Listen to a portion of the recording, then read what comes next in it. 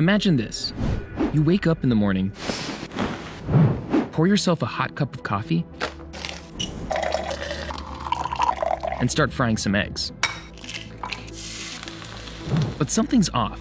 You don't smell the earthy aroma of coffee or the buttery eggs. Instead, you smell cigarette smoke, sewage, or rotting garbage. People who've gotten COVID-19 haven't just been losing their sense of smell and taste.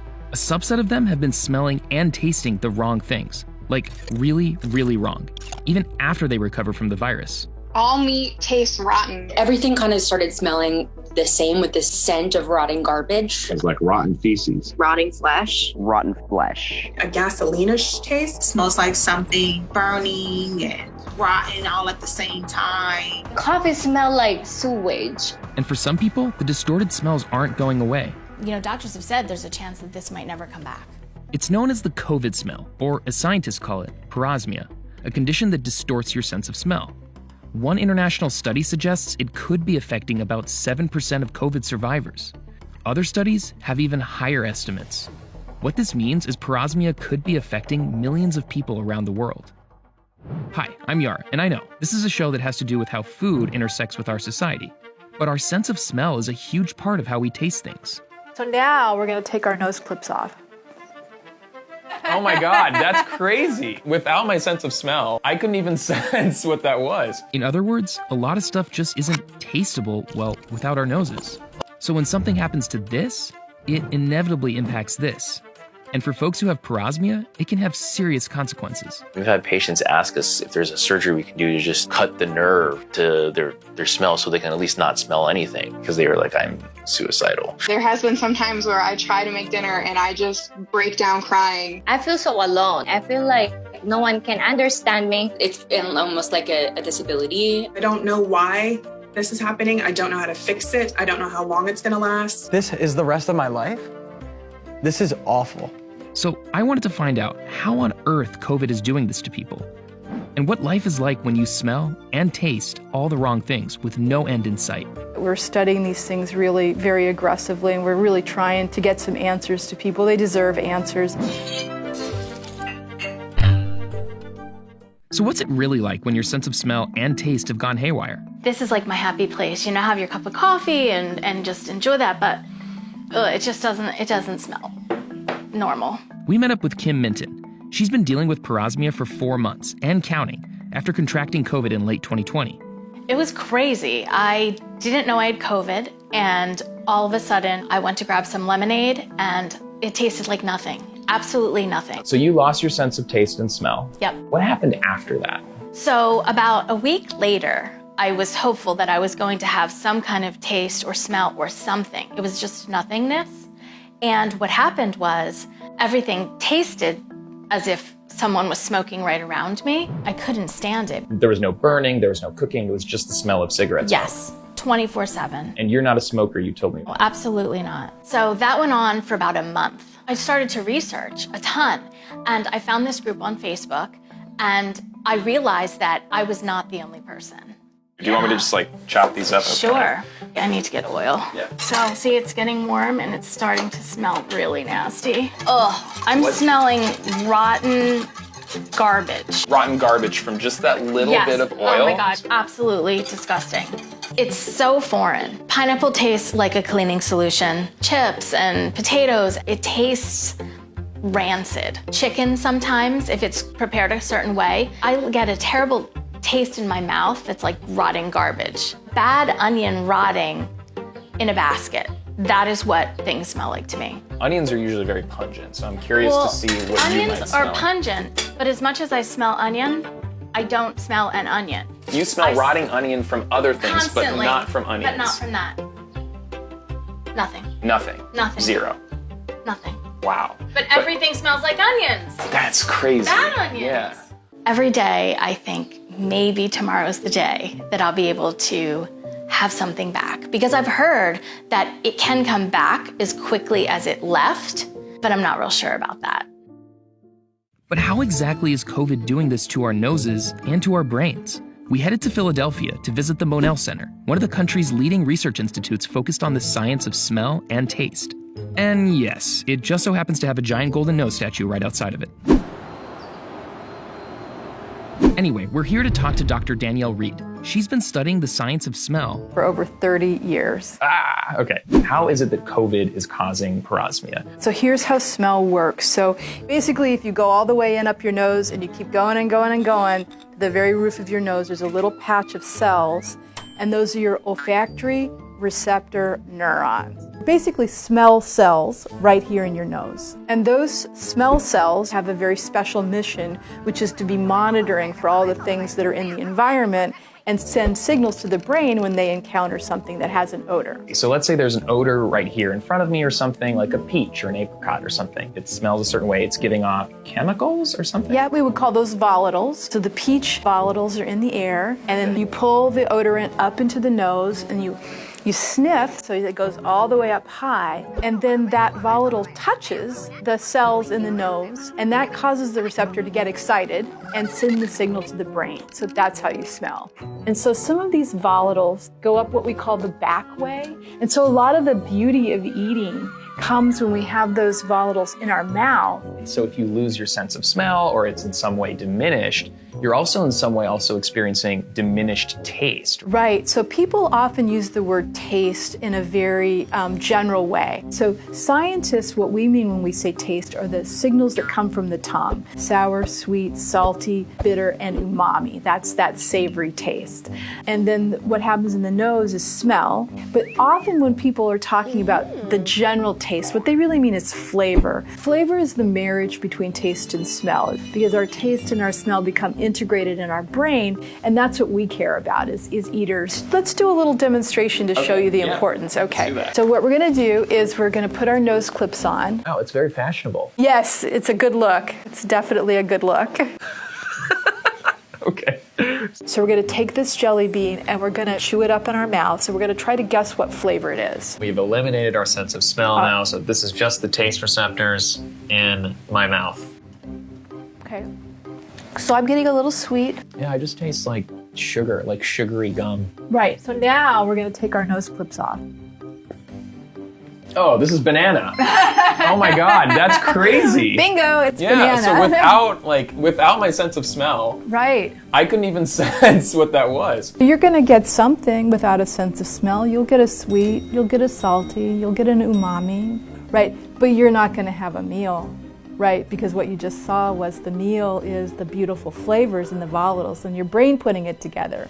You had the aha, it's banana. So let's kind of shift gears now to what COVID is doing to our noses and to our brains. Obviously, it's new for everybody, including scientists, but here's what we know now about what happens. The virus doesn't affect the nose cells directly, but there's cells that are in the nose that sort of support the nose cells. They give them nourishment. The virus gets into those nourishing cells and infects those cells, and we think that those cells then secrete an alarm signal, and that alarm causes the smell cells to stop making all of the things it needs to make to have a sense of smell. Basically, COVID throws a switch and turns the receptors off. So that's the anosmia. That's complete absence of smell. The receptors go off, you can't smell anything. Now, what happens, we think, with parosmia is as the receptors are coming back, they don't come back on uniformly and correctly. Some come back well, some are poorly, and the sense of smell is not quite right. Is it just something that's happening in our nose, or is it the wiring of our brain also that's sort of changing? So that's the other component of this. The nose cells has to talk to the brain, and we think that maybe in that rewiring process, so when the lights come back on and the rewiring to the brain starts, it's not quite right. It's rewiring the wrong smell receptor to the wrong part of the brain. Parosmia isn't something that's new. It's been around for a while. Things would cause parosmia in the past. I know I've read about cancer, chemotherapy, brain lesions. So this is a very old thing. It was just a very uncommon thing. And what's changed is it's much more common now. So many more people have parosmia with COVID. So we want to be able to do the research that makes people get better. And a key part of that research is collecting data on how people perceive both taste and smell. But how do you measure that? Well, one answer is the Monell Flavor Quiz, a little box of smellable and tasteable substances. So how exactly would folks with parosmia do on this flavor quiz? We invited Kim and a couple other people dealing with the condition to come down to the Monell Center and give it a shot. So that's Kim. Hello. This is Sakina. Hi. Hello. And that's Joe. Oh, hey. Yeah, sweet. Nice to see you. Oh, and that's Mackenzie. She's a researcher who works on the Monell flavor quiz. So, I believe we're all vaccinated, 2 weeks out from our last vaccination, so if it's okay. Yes, so you guys all have a nifty little box, and in it is something that we've designed here at Monell that allows us to really characterize people's ability to taste and smell. So what's cool about this test is there aren't any tests on the market that do exactly what this does. Often you'll just have a smell test or just a taste test. But here we get the whole shebang, because when you perceive flavor, you perceive both smell and taste at the same time. So, yeah, I guess, shall we Yes, start? so you can see that there are 6 smells up at the beginning. So you can go ahead and select the first vial. So, with me as the control, in other words, the person without parosmia, we smelled 6 different things. Oh. Oh. Oh. Oh, wow. Wow. And tasted 6 different things. Ugh. Oh. Oh, oh, yeah.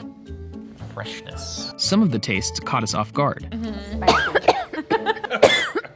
That's hot. Spicy.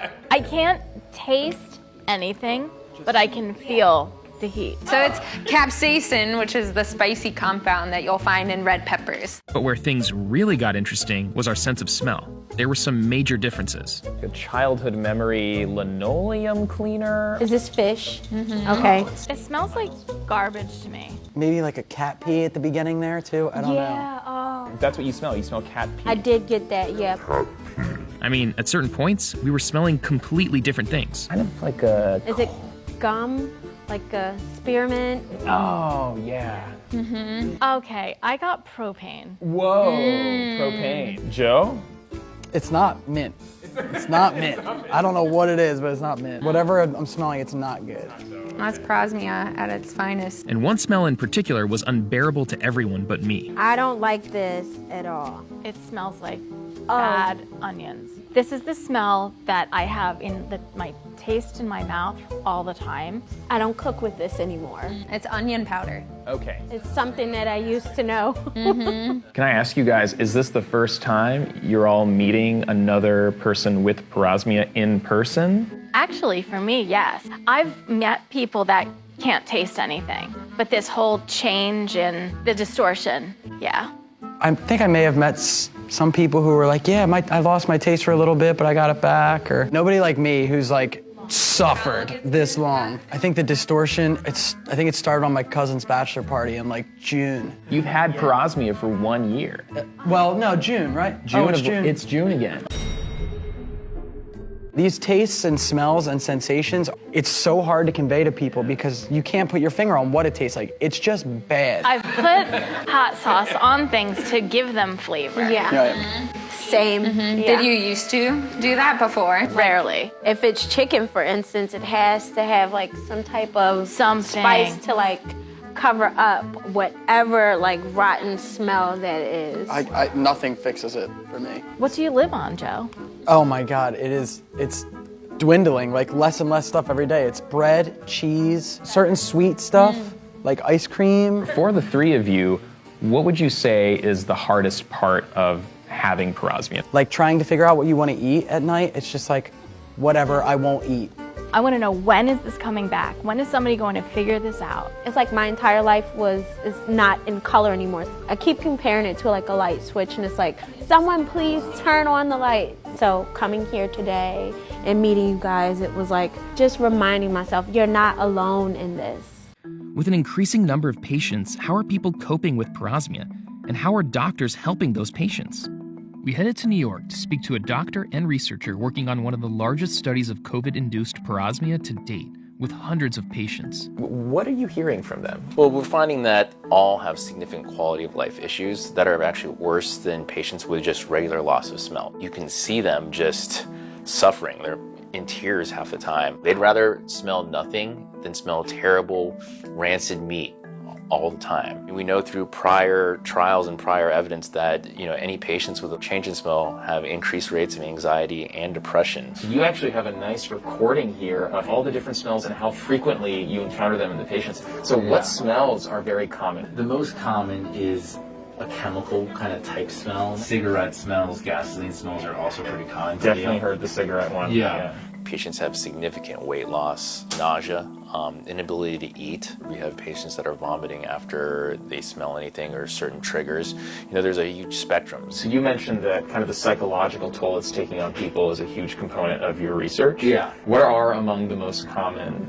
kind of negative statements you're getting from people? The senses of isolation, how it affects their eating are some of the most common ones. You know, when looking at COVID, what worries us the most, I think, though, is these kind of long haul symptoms. Loss of sense of smell and taste, parosmia, depression, anxiety, hearing loss, chronic pain, headaches. We're about a year and a half into this experience. We don't have great prognostic evidence to tell them, you know, this will go away in 1 month, 2 months, a year, if ever. You know, we're still in this very early period of understanding how COVID affects the sense of smell. And it may not be in the nerve, it may be deeper in the brain. We don't know. So is there a way to fully cure parosmia? As of yet, there isn't. A lot of people have fully regained their normal sense of smell after a period of time, but many others haven't. I'm about almost a year with my parosmia. I guess it'll make a year now. Maybe this is what my life is going to be like forever, because it's almost a year and I haven't fully gotten it back. Leading doctors throughout the country are trying a variety of techniques, from nasal steroids to fish oil supplements to smell training. In other words, smelling very strong scents on a daily basis to reawaken your smell receptors. Now, there is some research that shows some of these techniques can have a modest impact in recovering some patients' sense of smell. But the key words there are modest and some. None of them can fully fix parosmia, so to speak. And that's, I guess, one of the lasting imprints COVID has left on our planet. Long-haul symptoms that just aren't going away. Parosmia is just one of them. And what do you want people in this country, around the world, to know about parosmia? It's not a joke. It's not a game. We're not making this up. Be grateful. Be thankful of everything you are eating right now. Be appreciative and grateful for everything that you have, because just like that, something like this can happen. Having 5 senses when you're born and then losing 2 of them is like unreal. Get vaccinated. You don't want this. You don't realize how much taste and smell is meaningful until you have it taken away.